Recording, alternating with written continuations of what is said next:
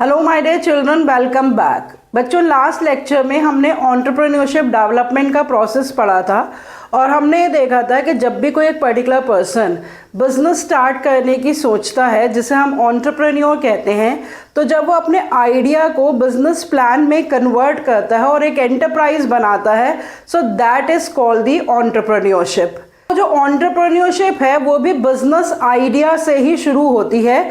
इसी तरह से बहुत सारे आइडियाज जो कि इन्वेंशंस में कन्वर्ट हो जाते हैं उनको हम कहते हैं इंटेलेक्चुअल प्रॉपर्टीज। और आज के इस लेक्चर में हम पढ़ेंगे कि what is the meaning of intellectual property, what are intellectual property rights and why these rights are important for an entrepreneur. So let's connect to commerce and let's learn about intellectual property rights.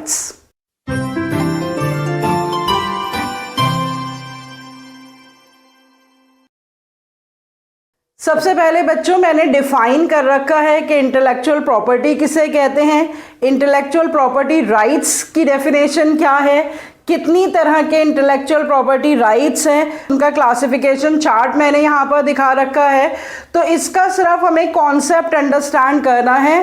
तो बिल्कुल शुरू में ही आप यहाँ से लेके यहाँ तक पूरा स्क्रीनशॉट ले लीजिए, जिसमें आपको डेफिनेशंस भी मिल जाएंगी और क्लासिफिकेशन भी मिल जाएगी इंटेलेक्चुअल प्रॉपर्टी राइट्स की, और उसके बाद मैं एक एक करके आपको सब एक्सप्लेन करूंगी।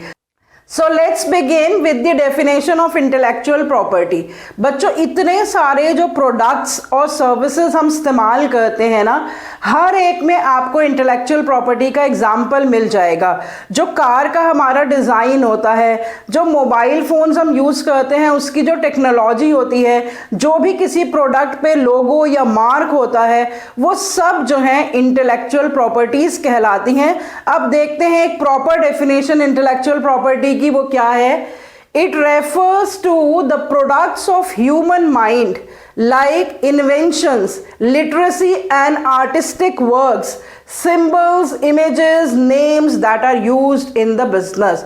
तो हर एक बिजनेसमैन, हर एक एंटरप्रेन्योर जो भी सिंबल्स, डिजाइन्स या मार्क्स या नेम इस्तेमाल करता है अपने बिजनेस की आइडेंटिटी के लिए, या जो भी क्रिएटर कोई भी आर्टिस्टिक वर्क या लिटरेसी वर्क क्रिएट करता है, तो उसको हम कहते हैं इंटेलेक्चुअल प्रॉपर्टी।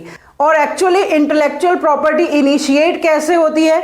सबसे पहले किसी भी पर्सन के दिमाग में एक आइडिया आता है, वो आइडिया जब इन्वेंशन में कन्वर्ट हो जाता है किसी भी प्रोडक्ट में या सर्विस में, तो वो बन जाती है इंटेलेक्चुअल प्रॉपर्टी। और जब उस इंटेलेक्चुअल प्रॉपर्टी को लीगल प्रोटेक्शन मिल जाता है तो वो बन जाता है इंटेलेक्चुअल प्रॉपर्टी राइट। तो इसका मतलब बहुत सिंपल डेफिनेशन है इंटेलेक्चुअल प्रॉपर्टी की, the property of an idea of any person and that property is called the intellectual property.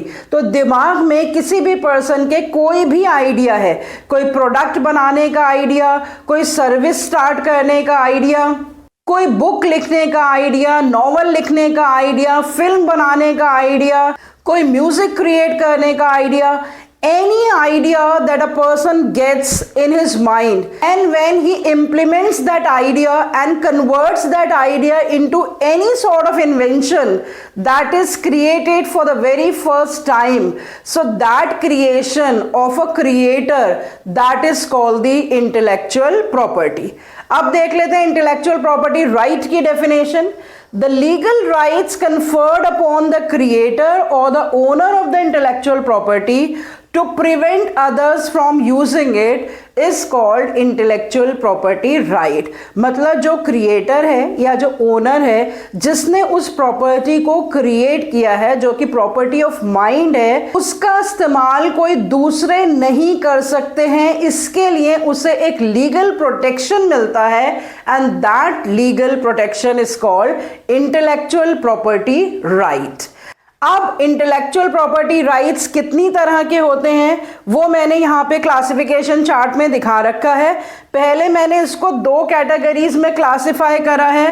Category A है कॉपीराइट्स और कैटेगरी बी है industrial property rights.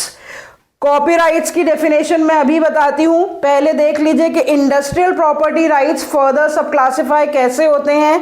Patents, trademarks and geographical indications, इसके अलावा भी होते हैं, लेकिन आपके सिलेबस में सिर्फ इतने ही हैं, सिर्फ इन्हीं का कॉन्सेप्ट आप अंडरस्टैंड कर लेंगे, that will be enough for you. तो अब इनकी एक्सप्लेनेशन एक एक दो दो लाइन में इन राइट्स के बारे में जान लेते हैं। यहां पर मैंने कॉपीराइट्स को भी देखिए पॉइंट्स में लिख रखा है विद एग्जांपल्स। कॉपीराइट का मतलब होता है राइट टू नॉट कॉपी, मतलब जो कि आर्टिस्टिक वर्क है किसी भी क्रिएटर का, वो कोई और कॉपी नहीं कर सकता, that is called the copyright.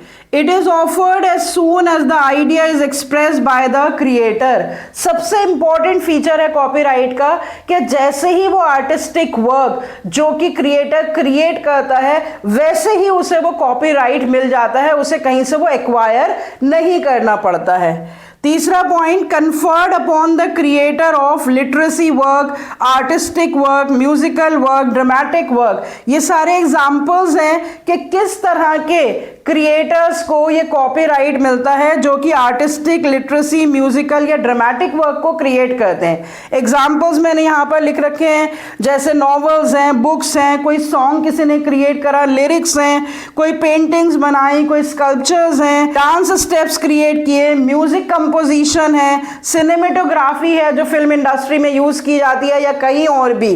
तो ये सारे जो आर्टिस्टिक वर्क कोई भी क्रिएटर क्रिएट करता है और उसकी ओरिजिनल क्रिएशन कोई और इस्तेमाल नहीं कर सकता है, then that is called the copyright. कई बार जब हम यूट्यूब वीडियोस बनाते हैं तो हम कोई म्यूजिक का इस्तेमाल करते हैं या हम कोई इमेज लेते हैं अपनी वीडियो में, तो वहां पर लिखा आता है कि सब्जेक्ट टू कॉपीराइट। इसका मतलब कि वो जिस क्रिएटर की है या तो आपको उससे परमिशन लेनी पड़ेगी, वरना बिना परमिशन के आप उसे इस्तेमाल करेंगे तो वो इलीगल मानी जाएगी। तो कॉपीराइट एक ऐसा राइट है जो आर्टिस्टिक, लिटरेसी, ड्रामेटिक वर्क में क्रिएटर को मिलता है और वो राइट है कि उसकी क्रिएशन कोई और इस्तेमाल नहीं करेगा। उसके बाद चलते हैं इंडस्ट्रियल प्रॉपर्टी राइट्स पे। इंडस्ट्रियल प्रॉपर्टी राइट्स में सबसे पहले होते हैं पेटेंट्स। पेटेंट वर्ड्स आपने पेटेंट्स, गुडविल, आप अकाउंटेंसी में भी इस्तेमाल करते हैं। ये राइट क्या है? It is the right to protect the scientific inventions like the product and the processes. अगर कोई भी एंटरप्रेन्योर कोई प्रोडक्ट, कोई सर्विस, कोई प्रोसेस इनिशियली क्रिएट करता है तो उसके उस प्रोडक्ट डिजाइन को या उसके बिजनेस आइडिया को कोई और इस्तेमाल नहीं कर सकता है, that is called the patent right.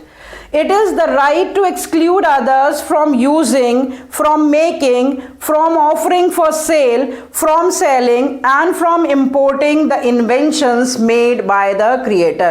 तो जो भी एक पर्टिकुलर बिजनेस ने या एंटरप्रेन्योर ने या क्रिएटर ने या ओनर ने एक बिजनेस आइडिया या प्रोडक्ट कुछ इन्वेंट करा है तो वो ही उसका इस्तेमाल कर सकता है, दूसरे कॉम्पिटिटर्स उसका इस्तेमाल नहीं कर सकते हैं, that is called the patent right. Come to the next, that is the trademarks. जब हम कोई भी प्रोडक्ट एंड सर्विस खरीदते हैं तो आप देखते हैं कि कुछ बहुत ही फेमस ट्रेडमार्क्स होते हैं, जैसे मैकडॉनल्ड्स का ट्रेडमार्क है, रीबॉक का है, नाइकी का है, बहुत सारे प्रोडक्ट्स एंड सर्विसेज के ट्रेडमार्क्स होते हैं। तो वो एक्चुअली ट्रेडमार्क्स होते क्या हैं कि कोई भी एंटरप्रेन्योर अपने बिजनेस को आइडेंटिटी देने के लिए कोई एक नेम डिसाइड करता है, वो कहलाता है उसका ब्रांड नेम। अगर वो उस ब्रांड नेम के साथ साथ कोई मार्क डिसाइड करता है तो वो बन जाता है ब्रांड मार्क, और जब वो ब्रांड मार्क या ब्रांड नेम को रजिस्टर करवा लेता है तो वो बन जाता है trade mark. So the symbol और द वर्क और द मार्क और द डिजाइन और the name that gets registered that becomes the trademark. और उसको रजिस्टर करवाने के बाद अब कोई और एंटरप्रेन्योर या कोई और बिजनेसमैन या कोई और कॉम्पिटिटर उस सिंबल को, उस मार्क को, उस नेम को, उस डिजाइन को, उस लोगो को कॉपी नहीं कर सकता है या इस्तेमाल नहीं कर सकता है, that is called the trademark right. It is the right to prevent the others from using the registered trademark. तो जो एक पर्टिकुलर एंटरप्रेन्योर ने अपना ट्रेडमार्क रजिस्टर करवा लिया, उस रजिस्टर्ड ट्रेडमार्क को कोई और इस्तेमाल नहीं कर सकता है। This is one of the intellectual property right and that right is called the trademark right. Come to the next, that is the geographical indications. Indication of originality from a definite geographical territory. आपको पता है कि एक particular geographical territory, कोई भी एक particular reason, उसका कोई एक कल्चर या प्रोडक्ट बहुत ही पॉपुलर होता है और जो सिर्फ वहीं पर मिलता है, जैसे कि हैंडीक्राफ्ट्स, इंडस्ट्रियल गुड्स, कोई फूड आइटम्स हो गई, और जो right which gives protection and promotional right of the collective goodwill of that particular region, that is called the geographical indications right। मतलब जिस जगह की ओरिजिनल वो आइटम्स हैं, चाहे वो फूड आइटम्स हैं, चाहे वो इंडस्ट्रियल प्रोडक्ट्स हैं, चाहे वो हैंडीक्राफ्ट्स आइटम हैं, लोकल उस एरिया के आइटम्स हैं, उन आइटम्स की वजह से जो गुडविल है, जो पॉपुलैरिटी है उस पर्टिकुलर रीजन की, उस रीजनल पॉपुलैरिटी और गुडविल को कोई और इस्तेमाल नहीं कर सकता है। That is called the right of geographical indications.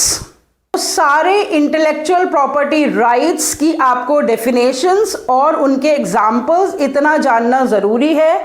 एक बार आपके लिए फिर से समराइज कर देती हूं कि कोई भी आइडिया जब इन्वेंशन बनती है तो उस इन्वेंशन को, जो कि बिजनेस आइडिया जो कि ओरिजिनेट होता है, जो क्रिएशन ऑफ माइंड है, जो प्रोडक्ट ऑफ ह्यूमन माइंड है, वो कहलाता है इंटेलेक्चुअल प्रॉपर्टी। और जब उस इंटेलेक्चुअल प्रॉपर्टी को लीगल प्रोटेक्शन दे दिया जाता है तो वो बन जाता है intellectual property right. Intellectual property rights दो तरह के होते हैं, copy rights and industrial property rights. Industrial property rights भी कई तरह के होते हैं, जैसे कि patents, trademark and geographical indications. और इन सब के बारे में एक एक दो लाइनें फिर से समराइज कर रही हूं कि कॉपीराइट जो है वो लिटरेसी या आर्टिस्टिक वर्क से रिलेटेड होता है, और जिसमें जो क्रिएटर है उसको ये राइट मिलता है कि उसके क्रिएशन को कोई और कॉपी नहीं कर सकता है। पेटेंट राइट जो है वो scientific inventions, products and processes से रिलेटेड होता है, जिसमें क्रिएटर को ये राइट मिलता है कि जो उसकी प्रोडक्शन है उसको वही बेच सकता है, उसको कोई और कॉम्पिटिटर ना तो बेच सकता है, ना उसको यूज कर सकता है, ना उसी तरह से उसे बना सकता है, ना इंपोर्ट कर सकता है। तो इस तरह का राइट कहलाता है पेटेंट राइट। और कोई भी बिजनेसमैन अपने प्रोडक्ट की जो आइडेंटिटी क्रिएट करता है, चाहे किसी वर्ड से या सिंबल से या मार्क से, और उस आइडेंटिटी को रजिस्टर करवा लेता है तो वो बन जाती है ट्रेडमार्क। और इसी तरह से जो एक पर्टिकुलर जोग्राफिकल एरिया होता है जो किसी पर्टिकुलर प्रोडक्ट के लिए या किसी पर्टिकुलर फूड आइटम के लिए फेमस होता है, और उसी की वजह से उस पर्टिकुलर रीजन की गुडविल होती है या फेम होती है, वो रीजन उससे जाना जाता है, उस रीजन की कलेक्टिव गुडविल को प्रोटेक्ट करने का राइट, प्रमोट करने का right, that is called the geographical indication. हर एक राइट की आपको डेफिनेशन पता होनी चाहिए। हर एक राइट से रिलेटेड आप कुछ एग्जांपल्स दे सकते हैं, जैसे यहां पर मैंने एग्जांपल्स लिख रखे हैं, novels, books, paintings, sculptures. Patent right से रिलेटेड आप एग्जाम्पल दे सकते हैं कि कोई भी नया प्रोडक्ट जो पहली बार लॉन्च हुआ है, जैसे किसी कंपनी ने मिनी कार्स इंट्रोड्यूस करी थी, या किसी कंपनी ने पहली बार कोई इलेक्ट्रिक कार इंट्रोड्यूस करी, तो जो टेक्नोलॉजी उसने यूज करी उस टेक्नोलॉजी को कोई और इस्तेमाल नहीं कर सकता है। ट्रेडमार्क्स में बहुत सारी कंपनीज के ट्रेडमार्क्स देके, जैसे मैकडॉनल्ड्स का एम है, नाइकी का एक मार्क होता है टिक मार्क का, उस पर्टिकुलर मार्क को कोई और इस्तेमाल नहीं कर सकता है।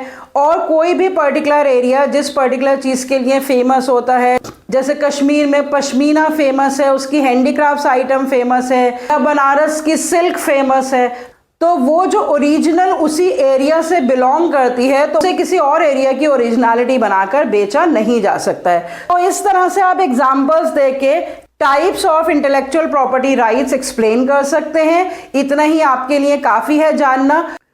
और एंटरप्रेन्योरशिप के लिए ये इंटेलेक्चुअल प्रॉपर्टी राइट्स क्यों इंपॉर्टेंट हैं? सबसे पहले तो वो क्रिएटर को इंसेंटिव्स प्रोवाइड करते हैं और एनकरेज करते हैं क्रिएटर्स को to create the intellectual properties, क्योंकि उससे उन्हें इंसेंटिव मिलता है।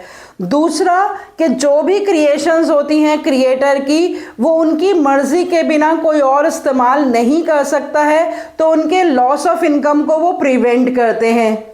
और तीसरा कि जो क्रिएटर्स और डेवलपर्स होते हैं उनको अपनी क्रिएशंस की वजह से रिकॉग्निशन मिलता है. So these are the various arguments in favor of intellectual property rights. It means that this is the need and this is the importance of intellectual property rights for the entrepreneurs. So students, today after completing this topic, what is intellectual property, what are intellectual property rights, and what are the various types of intellectual property rights and how they are important to the entrepreneurs, I end up this chapter small business and entrepreneurship. I hope कि इससे related जो पहले की videos हैं वो आप देख चुके होंगे, और अगर नहीं देखी हैं तो प्लीज़ वो सारी वीडियोस देख लीजिए.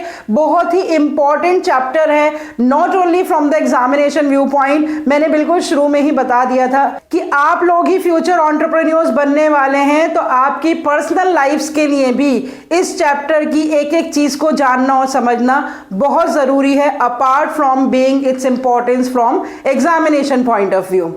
तो सारी वीडियोस देख लीजिए, इस चैप्टर को अच्छे से समझ लीजिए. अब हमारा पूरा वॉल्यूम ख़त्म हो गया है चैप्टर 7 और 8 का. चैप्टर 7 था सोर्सेज ऑफ फाइनेंस और चैप्टर 8 था स्मॉल बिजनेस और एंटरप्रेन्योरशिप. इन दोनों चैप्टर्स की वीडियोस को देख लीजिए, क्योंकि नेक्स्ट टाइम हम इसके combined question and answers discuss करेंगे. So see you next time with the discussion of the question and answers. Till then, goodbye, stay healthy and connected.